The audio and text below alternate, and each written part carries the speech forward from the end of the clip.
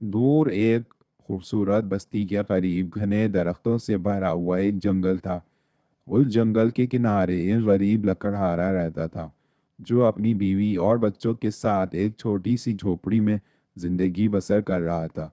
वो रोजाना सुबह सवेरे जंगल जाता, लकड़ियां काटता और उन्हें बाजार में बेचकर गुजर बसर करता था।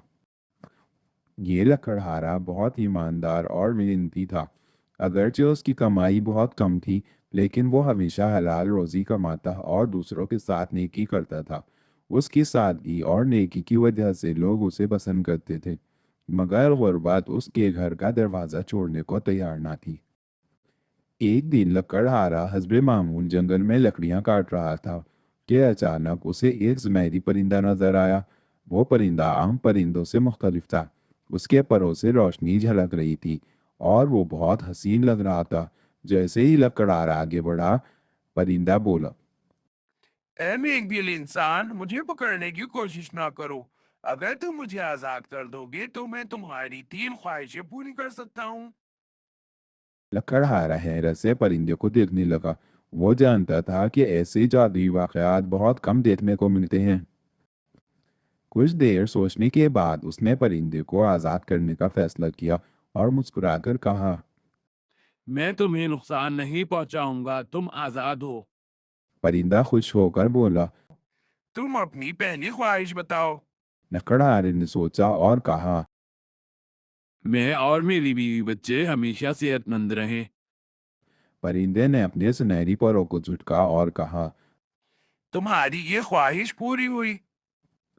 परिंदे ने कहा, दूसरी ख्वाहिश बताओ। लकड़हारा ज्यादा दौलतमंद नहीं बनना चाहता था, लेकिन वो अपनी जिंदगी बेहतर करना चाहता था। इसलिए उसने कहा। मेरी मेहनत की कमाई में बरकत हो, ताकि मेरी जिंदगी में खुशहाली आए।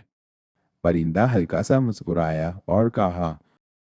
तुम्हारी ये ख्वाहिश भी पूरी हुई। अब लकड़हारे को तीसरी और आखिरी ख्वाहिश मांगनी थी। वो थोड़ी देर सोचता रहा और आखिरकार बोला। मेरे दिल में हमेशा शुक्रगुजारी रहे, ताकि मैं जो कुछ भी हासिल करूं उस पर खुश रहूं।